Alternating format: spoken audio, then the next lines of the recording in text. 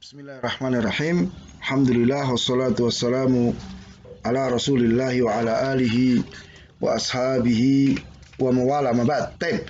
Anak-anakku yang berbahagia, kita masuk di pelajaran 23 yaitu Nabi Sallallahu Alaihi Wasallam diangkat menjadi nabi. Ya. Jadi beliau Sallallahu Alaihi Wasallam itu diangkat menjadi nabi pada usia 40 tahun. Ya.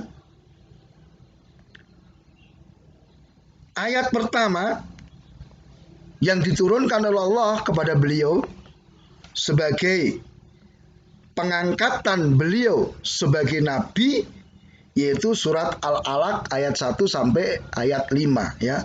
Iqra bismi rabbikal ladzi khalaq khalaqal insana min 'alaq iqra wa rabbukal akram alladzi 'allama bil qalam 'allamal insana ma lam ya'lam. Ya. Ayat ini turun ketika Rasulullah SAW atau beliau di Gua Hira. Jadi memang beliau sebelumnya dijadikan oleh Allah senang menyendiri, beribadah kepada Allah dengan tuntunan agama Ibrahim alaihissalam. Ya, beliau menyendiri beribadah di Gua Hira sampai kemudian turun Jibril kepada beliau, ya, kemudian menyampaikan wahyu dari Allah berupa surat Al-Alaq ayat 1 sampai ayat 5. Nah, nanti tugas kalian adalah apa? Mencari kisah itu bagaimana? Kisah peristiwa Rasulullah menerima wahyu di Gua Hira, terus kalian tulis. Nah, adapun beliau diangkat menjadi Rasul dengan surat Al-Mudaththir ayat ke-1 dan ke-7. Ya. Ya ayyuhal mudaththir kum fa'anzir wa rabbaka fakabbir wa thiyabaka fatahhir wa rujza fahjur wa la tamnun tastakthir wa li rabbika fasbir.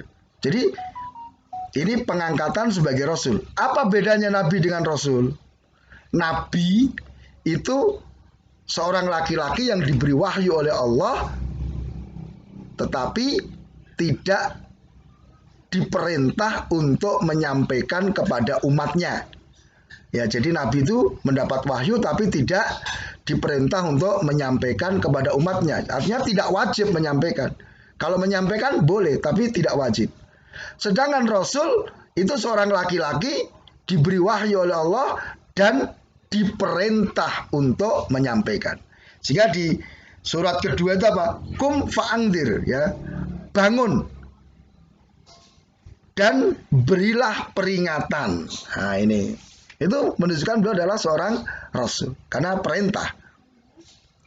Kemudian Nabi berdakwah di Makkah. Nah, jadi beliau memulai dakwah ya untuk mentauhidkan Allah dan melarang dari kesyirikan. Jadi beliau memulai dakwahnya itu dengan apa?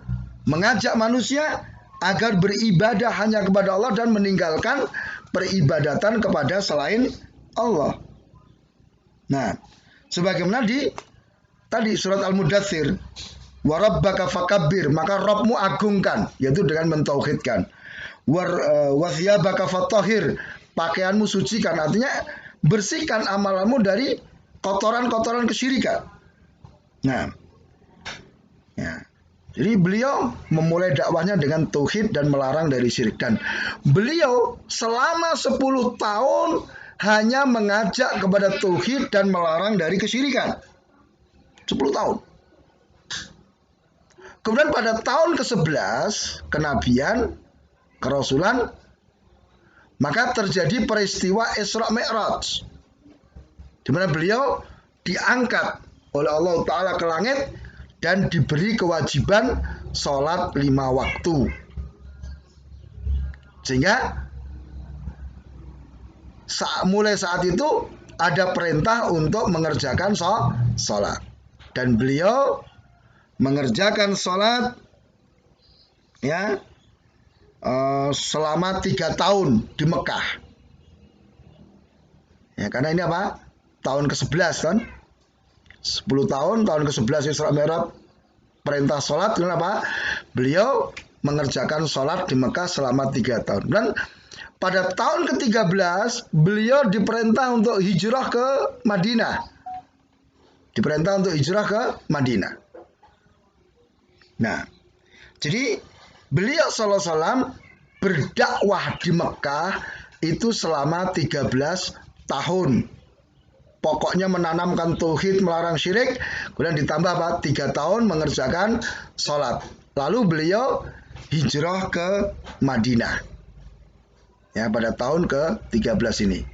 Nah, ya, maka ini adalah apa yang beliau lakukan ketika dakwah di mana? Di Makkah. Selanjutnya, ya, beliau berdakwah di Madinah, ya, di pelajaran ke-24.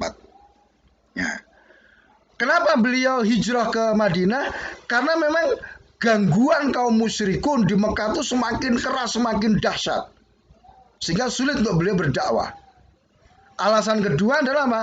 Penduduk Madinah itu sebagian sudah masuk Islam dan mereka menerima dakwah Islam ini. Maka beliau pun berangkat hijrah ke Madinah untuk meneruskan dakwah Islam ini. Siapa yang menemani beliau hijrah ke Madinah? Ya, beliau ditemani oleh Abu Bakar As-Siddiq radhiyallahu ta'ala anhu. Ya. Nah, setelah di Madinah, apa yang dilakukan oleh Rasulullah? Ya, beliau yang pertama mendirikan daulah Islamiyah. Ya, mendirikan negara Islam. Membangun Masjid Nabawi, karena ini hal yang sangat penting.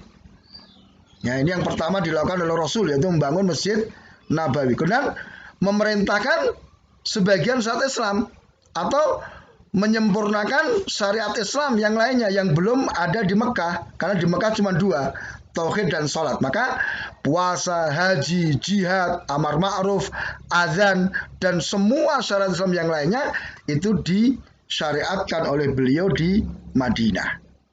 Nah, kemudian Islam berkembang di Madinah. Islam semakin kuat, kaum muslimin semakin kuat. Maka muncul orang-orang munafik. Yaitu orang-orang yang menampakkan keislaman dan menyembunyikan kekafiran. Ya. Jadi orang-orang munafik ini hakikatnya orang kafir. Cuman karena Islam kuat, kaum muslimin kuat, mereka nggak berani melawan. Sehingga akhirnya mereka pura-pura masuk Islam. Ya. Mereka merasa terancam dirinya dan kepentingannya, tapi mau melawan nggak berani. Akhirnya mereka pura-pura masuk Islam, ya. Dia tampakkan, ya, keislaman, tapi hakikatnya mereka adalah kafir. Kemudian, ya, penyebaran Islam di Madinah, ya, itu sampai ke utara, ya, ke wilayah utara sampai ke Tabuk, ke arah timur sampai wilayah Ahsa, ke selatan sampai wilayah Yaman. Nah, jadi tersebar luas setelah Rasul berada di Madinah. Adapun peperangan yang dialami oleh Rasul ketika di Madinah, yang pertama adalah perang Badr. Ini peperangan pertama melawan orang-orang musyrikin kafir dari Mekah. Nah, satu ada perang Uhud, ada perang Ahzab atau perang Khandaq, juga ada perang Khaybar. Ini memerangi orang-orang Yahudi, kemudian penaklukan kota Makkah, ya, untuk menguasai Makkah dan mengalahkan orang-orang kafir Quraisy. Ya, ini sekilas apa yang dilakukan oleh Rasulullah SAW ketika berada di Madinah. Nah, wallahu ta'ala a'lam. Subhanakallahumma bihamdika asyhadu an la ilaha illa anta astaghfiruka wa atubu ilaik. Wassalamualaikum warahmatullahi wabarakatuh.